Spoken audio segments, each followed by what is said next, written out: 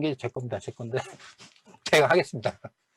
일단은 이게 제가 좀 PPT가 이렇게 썩 잘 만든 PPT가 아니라는 걸 미리 말씀드리는데, 요거 뭐 발표자를 보내달라고 했는데 제가 바빠가지고 계속 못 보내다가 하도 독촉을 하셔가지고 제가 보낸 거예요. 그래서 한글 파일은 보내지도 못했고, 그래서 PPT 파일만 전날 밤새 갖고 했는데, 그래서 뭐 좀 이쁘거나 그림 들어가 이런 게 없고 내용 위주로 돼 있습니다. 그래서 일단은 제가 하고 있는 연구는 뭐냐면 재난 대비 훈련 활성화를 위한 가상현실 프로그램 개발 연구 이렇게 돼 있어요.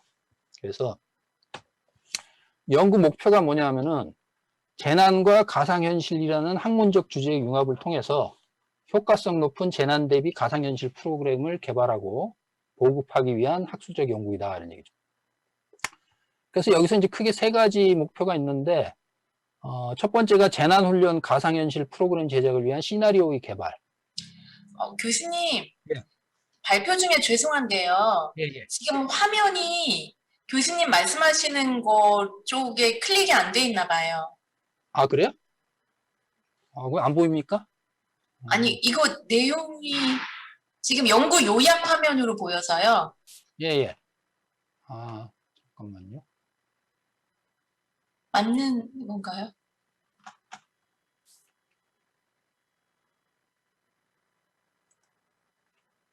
이게 이렇게 돼 있구나. 그러면은 이게 전체 화면 이 상태로 보이시나요? 그러니까 제가 뭐냐면 슬라이드 쇼를 하니까 이게 제가 듀얼 모니터인데 교수님, 네. 네. 말씀 중에 죄송한데 아까 네. 발표자 도구 사용 위에 그 모니터 자동으로 설정하지 마시고 네, 거기서 네네 설정해 주시면 될 것 같습니다. 네. 그렇네요. 알겠습니다. 이제 보이시죠? 오케이. 네, 이게 제가 PPT에 대해서 잘 몰라서. 보시면 아시겠지만 PPT도 기본 디자인만 그냥 쓰고 있잖아요. 제가 잘 모릅니다. 그래서 이거 하면서 많이 배우네요, 오늘. 자, 그래서 여기 보시면은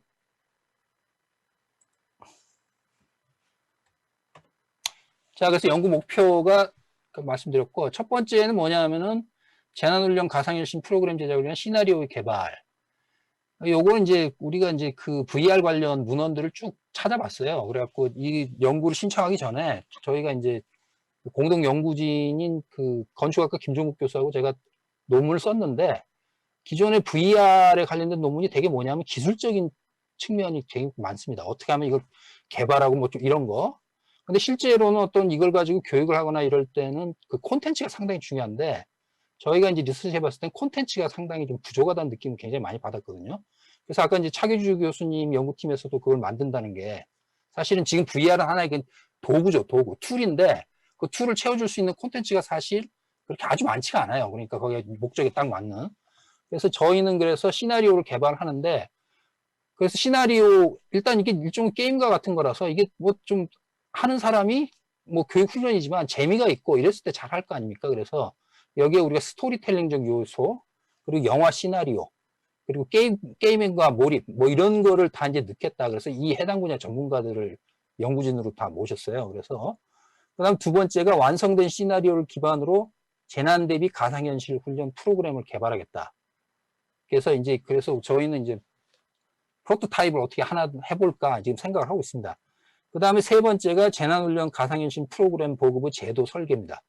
이게 뭐냐 하면은 이 프로그램이나 이런 거를 잘 만든다 하더라도 이게 그 보급에 있어서 문제가 있으면 잘 안 되거든요. 그래서 이게 제가 이제 원래 전공이 이제 행정학이기 때문에 행정학에서 주로 그런 걸 합니다. 공공 서비스를 어떻게 보급하느냐. 그래서 그런 측면에서 우리가 보겠다는 게 법, 행정, 제도, 그 다음에 뭐 건축 규제, 그런 거를 보고, 그래서 이 연구의 선행 기반이 되는 논문이 있었어요. 그래서 저하고 이제 김동국 교수하고 두 사람이 그 융합, 그 연구 저널인 문화기술 융합에다가 저희가 발표를 했었습니다. 사실 거기서 이미 저희 연구의 아이디어가 다 나왔거든요.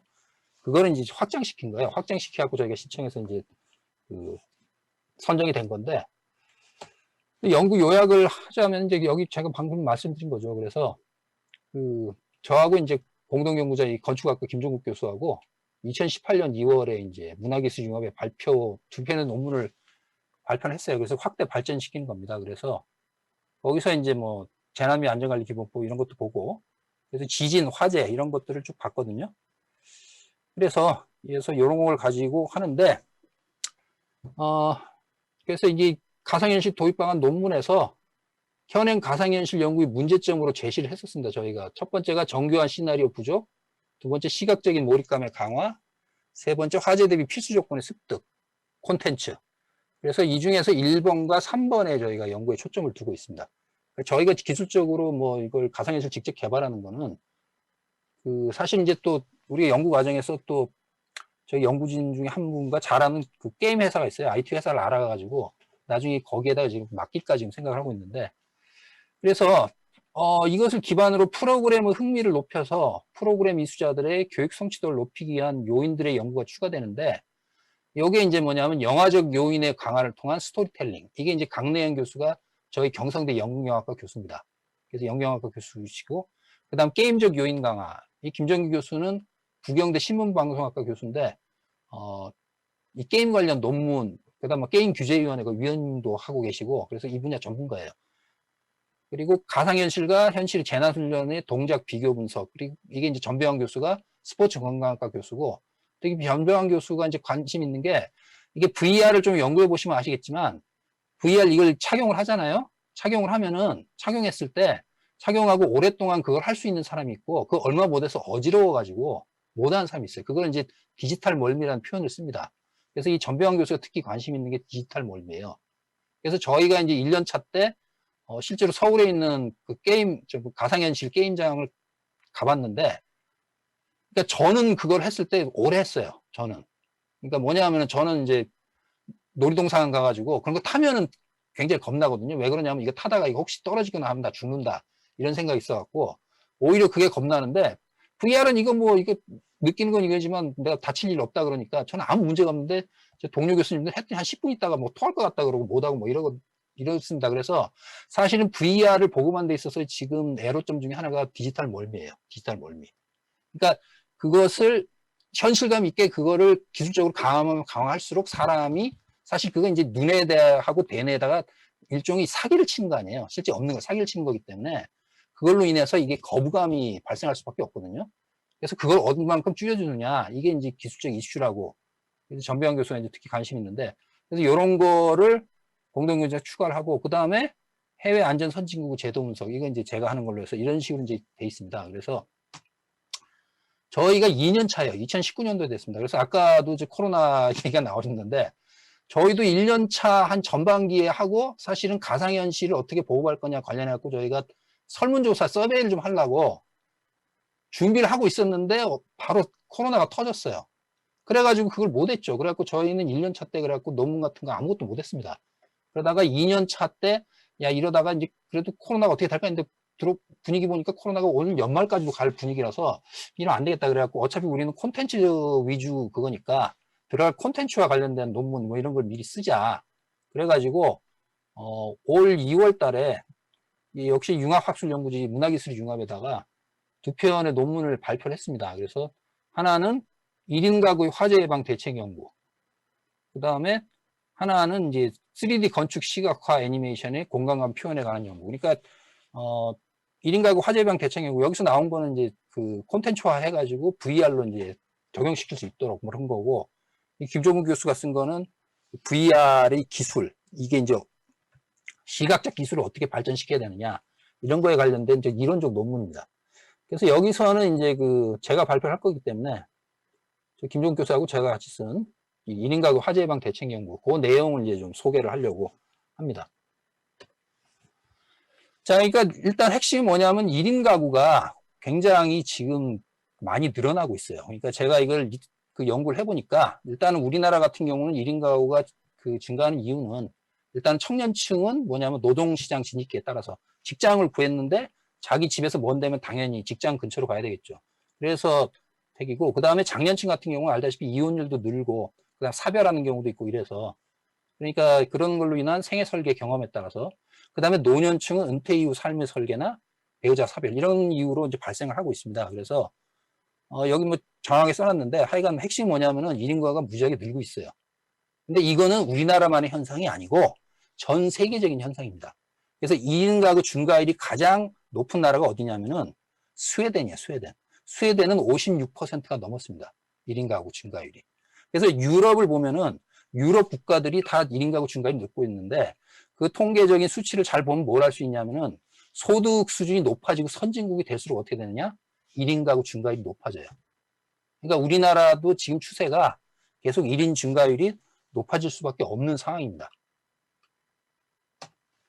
그래서 이게 뭐 제가 적어놨지만 자본주의 경제 선진화 그리고 정치적 민주화를 이룩한 유럽 사회에서 이렇게 나타난다는 거죠.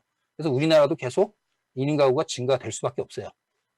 그래서 뭐 1인 가구에 관련된 이슈는 여기서 다른 화제뿐만 아니라 굉장히 많습니다. 이게 뭐 고독사의 문제도 있고 1인 가구 안전, 범죄 예방, 그리고 건강관리, 노년층 건강관리하고 사실 직결되는 문제죠, 이게. 그래서 그 다음에 이제 1인 가구의 뭐 젠더 특성이라든가, 그 다음에 고용 형태, 뭐 주거 만족도. 제가 적어놓은 게 오늘 발표한 거하고 다 관련성이 있는 것들인데 보니까 이런 게 이제 연구되어 오고 있다는 거죠. 자, 근데 이제 화재 발생 자체는 여기서는 왜 1인 가구 화재가 의미가 있냐면은 화재라는 거는 뭐 1인 가구이건 다인 가구이건 간에 화재 자체는 차별성이 존재하지가 않죠. 그런데 문제는 뭐냐면 그 화재 발생 양태에서 차이가 발생한다는 겁니다. 왜냐? 1인 가구가 사는 그 삶의 구조적인 측면하고 행태적인 측면의 차이에서 발생한다는 거죠. 그래서 구조적인 측면은 뭐냐? 1인 가구가 거주하는 거주지 차이에서 발생을 해요. 그래서 한국의 1인 가구는 일부는 굉장히 고소득층, 1인 가구는 굉장히 좋은 환경에서 사는데 대다수 1인 가구는 어떠냐면은 소득 수준도 낮고 주거 환경이 굉장히 열악합니다. 그래서 화재의 가능성도 높고 그게 이제 단적인 사례가 뭐였냐면은 종로 고시원 화재예요. 그게 2018년에 11월 9일에 이제 고시원 아시죠? 그러니까 1인 가구의 거주 중에서 가장 열악한 형태가 우리가 고시원이라고 볼 수가 있죠. 고시원 있고 그 다음에 이제 또 뭐 반지하 뭐 이런 건데. 근데 종로 고시원에서 그때 화재가 나가지고 어떻게 됐냐면은 여기 나온 것처럼 7명이 사망을 했고 11명이 부상을 입었습니다. 그래서 그 왜 이렇게 사고가 났느냐. 그거 이제 볼 거고, 그 다음에 이제 행태적인 측면 위에 보시면은 생활 방식 차이에서 발생하는데, 일단은 안전에 대한 대비 부족이죠. 그러니까 대부분의 1인 가구가 생계를 위한 활동만으로도 여력이 없기 때문에 안전에 대한 대비를 제대로 수행하기 힘들죠. 근데 다인 가구 같은 경우는 그 중에 한 명만 좀 신경 써도 예방이 가능한데, 그 다음에 이제 1인 가구는 또 우리나라 지금 상황이 뭐냐면은 혼자 사니까 외로움을 많이 느껴서 뭘 하느냐, 반려동물을 많이 키워요. 반려동물. 근데 핵심이 뭐냐면 이 반려동물로 인한 화재가 지금 굉장히 증가하고 있습니다, 지금. 그래서 그걸 이제 제가 보여드릴 텐데, 어쨌거나 일단 구조적인 측면에서는 대표적인 게 종로 고시원 화재 사례거든요. 그래서 이때 사후에 조사를 해봤더니 왜 이렇게 불이 났느냐? 그러면 이 건축법이나 이런 데에서 보면은 안전규제로서 이렇게 설비를 해야 되는 게 있는데 그게 다 안 됐어요. 자동화재 탐지 설비 수신기가 있는데 이게 아시고 계시겠지만 우리 학교에도 깔려있고 아마 다 학교에 깔려있을 겁니다. 근데 이게 좀 작동을 잘 못하면은 불도 안 났는데 막 소리가 나요. 그런 경우 되게 많거든요. 그래서 이제 많은 경우 어떠냐면 이걸 꺼놓는 경우가 많습니다. 근데 문제는 꺼놨을 때 불이 나버리면 이제 큰일 나는 거죠. 그래서 여기도 마찬가지로 수신기에서 경보음이 울리지 않도록 돼 있었어요. 그 다음에 문제는 이 고시원 화재가 이번만 있는 게 아니고 옛날부터 많이 있었습니다. 그래가지고 정부가 2009년에 새롭게 허가받는 모든 고시원에다가 간이 스프링클러 설비를 갖추도록 의무화를 했어요. 근데 문제는 뭐냐면 이게 법이 2009년이기 때문에 소급 적용이 안 되는 거죠. 그래서 이 건물은 2007년 허가를 받았기 때문에 2009년에 된 법에 적용을 안 받는 거예요. 그래서 스프링클러 설치 의무를 면제받았습니다. 그래서 고시원 업주는 또 서울시가 시행하는 스프링클러 설치 지원 사업에 지원하에 선정되었는데 문제는 건물주하고 고시원 주인은 또 다르죠. 그 설치하는 것도 건물주는 싫어하겠죠. 그래서 못했어요. 못했더니 불이 나가지고 그 다음에 여기도 뭐 보면은 이제 그 안전관리법, 소방관련법에 따라 소방안전관리자가 배치되고 소방시설의 자체 점검을 의무적으로 실시해 소방서에 보고해야 되는데 역시 건축허가 받은 시기가 1983년이었기 때문에 이것도 면제됐습니다. 그래서 결국 뭐냐면은 강화된 안전규제가 적용이 안 된 거죠. 그래서 우리가 이 정부 규제를 할 때 크게 두 가지로 나눕니다. 경제적 규제하고 사회적 규제로 나눠요. 경제적 규제는 뭐냐면은 그 경제 활동에 대한 규제가 가는 거기 때문에 경제적 규제가 너무 심하게 되면은 어떻게 되냐면 경제적 자유 침해가 돼서 경제 상황, 그러니까 시장 경제 활동이 잘 안 된다 그래서 경제적 규제는 줄여라. 규제를 완화시켜야 된다고 얘기를 하고, 반면에 사회적 규제는 안전이라든가 뭐 이런 겁니다. 그러니까 대표적인 것들이. 그런 거는 강화시켜야 된다고 얘기를 하는데, 문제는 뭐냐면 경제적 규제하고 사회적 규제가 이렇게 섞여 있는 분야들이 있어요. 그러니까 이것도 사실은 말하자면은 사회적 규제, 안전 규제인데, 실제로 이 안전을 높이기 위한 시설을 설치하면 돈이 들죠.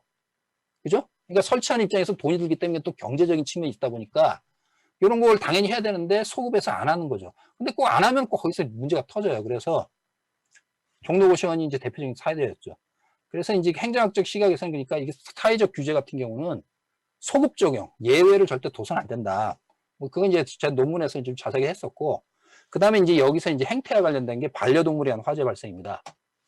여기 보시면은 이게 소방청에서 다 나온 자료예요. 반려동물이 일으킨 화재 현황인데 2017년, 2018년, 2019년 상반기까지 이렇게 나와 있거든요. 이 보시면 이 건수를 보세요.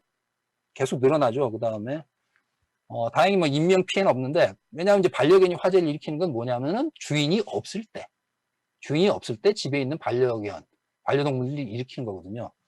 그러니까 주인이 뭐 인명 피해는 없지만 이 화재가 나서 그 반려동물들은 대부분 많이 죽었습니다. 대부분. 그래서 이런 피해가 있고, 그러면 구체적인 사례를 저기 보시면 여기 나오지만, 여기 보시면 고양이가 제일 많아요. 왜 그러냐면은 고양이는 높은 데를 뛰어오를 수가 있기 때문에. 그래서 2019년 1월 18일 경기도 안산시에 있는 오피스텔에서 거주자가 외출한 사이에 홀로 남은 고양이가 전기레인지 동작 스위치를 눌러 동작 작동을 시켜가지고 그에 따른 행주가 타면서 주변으로 확대되어 600만 원의 재산 피해가 있었다. 그래서 고양이 키우는 집은 이거 주의를 해야 됩니다. 그래서 그 다음에 두 번째 보시면은 여기 2019년 5월 21일 서울시 양천구 가정집에서 또 고양이가 인덕션 전원을 작동시켜 주변 가연물로 불이 붙어 현관문을 강제 개방해서 화재를 진화했다. 그 다음 또 반려견도 있습니다. 반려견은 여기 보시면은 화목보일러 주변에 세우던 쓰레기통을 애완견이 넘어뜨려가지고 화재가 발생해서 220만 원 피해가 있었고, 그 다음에 부산시 부산진구 아파트에서는 애완견이 무선 전화기 배터리를 물어뜯어 폭발한 사건도 있었어요. 그러니까 이게 그 집에 어린 아이들이 있으면은 우리가 그 콘센트라든가 이런 거를 어린아이들 뭐 감전이라든가 이런 거 막기 위해서 콘센트에 안전하게 이렇게 그 차폐하는 게 있죠. 그러니까 사실 반려동물 키우는데 다 그렇게 해야 돼요. 그래서 그걸 완벽하게 차폐를 하고 그걸 해줘야만 되는데 잘 안 합니다. 그래서 여긴 제가 안 써놨는데 요새 그 유튜버들 인기 있는 콘텐츠 중에 하나가 뭐냐면 반려동물 키우는 거 보여주는 거거든요. 그래서 1인 가구 하면서 그 유튜브 하는 사람들 꽤 많아요. 그래갖고 제가 그 내용도 좀 썼는데 그걸 굉장히 안전관리를 철저하게 하는 사람들도 있고 상당수 보면은 개판이에요. 개판. 표현이 좀 그런데. 그래갖고 어떤 경우가 있냐면은 그 주인이 집 나갔다가 들어와 보니까 집에서 키우는 반려동물들이 뭐 장판도 물어뜯고 막 다 물어뜯고 난리가 난 걸 찍어서 보여준 게 있는데 그 장판이 이렇게 망정이지 거기 콘센트 이거 물어뜯어 없습니까? 불나는 거예요. 불나는 거. 그러니까 그게 안 되도록 이게 다 돼 있어야 되는데 그걸 안 하는 거죠. 대다수 신경을 안 씁니다. 그래서 여기 나온 것처럼 여기 보면 향초를 넘어뜨려 불을 낸 사례 이런 것도 있고, 그리고 여기 나온 것처럼 일단 그러면 반려동물도 이제 생명을 잃을 수밖에 없죠. 그렇게 되는 거죠. 그래서 이런 측면을 봤을 때 어떻게 화재 예방을 할 거냐. 그래서 이제 여기서는 이제 행정학적이고 주거환경 개선을 위한 예외 없는 안전규제. 이거는 이제 정부에서 할 일입니다. 그래서 저희가 VR 콘텐츠 담을 내용은 아니고. 근데 이제 그 어젠가 그저께인가 또 그 기사가 하나 떴는데 이번에도 이제 뭐냐면은 고시원에서 화재가 났어요. 근데 거기는 다행히도 아까 얘기한 좀 간이 스프링클러가 설치가 돼가지고 대형 화재로 연결이 안 됐습니다. 그러니까 종로고시원 화재 이후에 정부가 이제 그걸 강화를 한 거죠. 근데 물론 전국에 있는 고시원이 아직 다 된 건 아닌데 어쨌거나 그 이후에 돼가지고 그게 간이 스프링클러 덕분에 화재가 좀 진압이 된 거죠. 그래서 이런 안전규제 같은 경우는 예외를 절대로 둬서는 안 되고 어떤 경제적인 부담이 있다 그러면 그거를 이제 정부가 지원을 해줘야 되는 거죠. 지원을. 그래서 그런 식으로 방해돼야 된다. 요게 이제 그 예외 없는 안전 규제고, 그 다음에 이제 그 행태적인 측면에서 이 반려동물로 인한 화재 예방을 위한 조치 시행, 요게 이제 나온 것처럼 아까 제가 본 것처럼 고양이가 싱크대 위에 올라가 전기레인지 위에 스위치를 발로 밟아 발생한 것이었다는 거죠. 그래서 스위치가 켜짐에 따라 레인지가 점화된 후 음식물 용기나 고양이가 이동시킨 가연성 물질에 불이 붙여 얼굴고 있는데 전기 레인지가 두 가지 종류가 있습니다. 두 가지 종류가. 하나는 뭐냐? 하이라이트예요. 하이라이트. 하이라이트는 전기 레인지에 깔린 열선이 상판을 가열하는 방식으로 전원 스위치를 누르면 바로 열을 냅니다. 그 다음 또 다른 하나는 뭐냐면 인덕션, 우리가 많이 쓰는. 인덕션은 전기 레인지에서 발생한 자기장을 이용해 가열하는 방식으로 전기 유도 물질, 즉 전기가 통하는 금속 물질로 만들어진 용기를 가열합니다. 그렇기 때문에 인덕션은 전용 용기를 써야만 요리를 할 수가 있죠.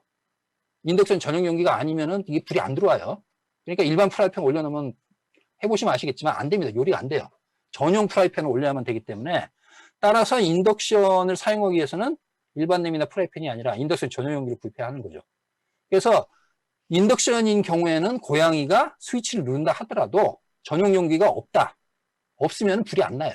그러니까 여기 나온 것처럼 하이라이트보다는 화재 확률이 좀 낮죠. 인덕션이. 그래서 결국 뭐냐면 전기 레인지로 인한 화재를 예방하기 위해서는 무엇보다도 반려동물 주인의 주의 깊은 관리가 필요하고 외출하거나 잠잘 때는 전기 레인지와 같이 화재를 일으킬 수 있는 제품의 전원 코드를 뽑아 놓는 것이 이것이 아주 중요하다는 거죠. 그리고 전기 레인지 그 주변에 불이 탈 수 있는 물건을 두지 말아야 한다. 근데 이거를 이제 혼자 사는 사람이 뭐 직장 갔다 오면 피곤하고 이러기 때문에 신경 잘 못 쓰는 경우가 많죠. 그래서 요런 거를 이제 반드시 이런 걸 해야 된다. 그 다음에 이제 전기 레인지 제조사 자체가 신경을 써야 됩니다. 그래서 전기 레인지 제조사들은 반려동물로 인한 화재를 예방하는 안전장치, 예를 들면 자동 전원 차단 장치나 타이머를 활용한 전원 공급 등을 개발할 필요가 있다. 그래서 우리가 뭡니까? 야외에서 이게 가스 하는 거 있죠? 라면도 끓이고 뭐 부대찌개 많이 끓는 거, 음식점에서 나오는 거, 이 가스 하는 거. 그게 우리나라에서 나오는 가스가 초창기에는 화재도 많이 나왔는데 지금 나오는 거는 화재 때문에 회사들이 엄청나게 개발을 해가지고 거의 화재가 안 납니다. 안전장치 굉장히 잘 돼 있어요.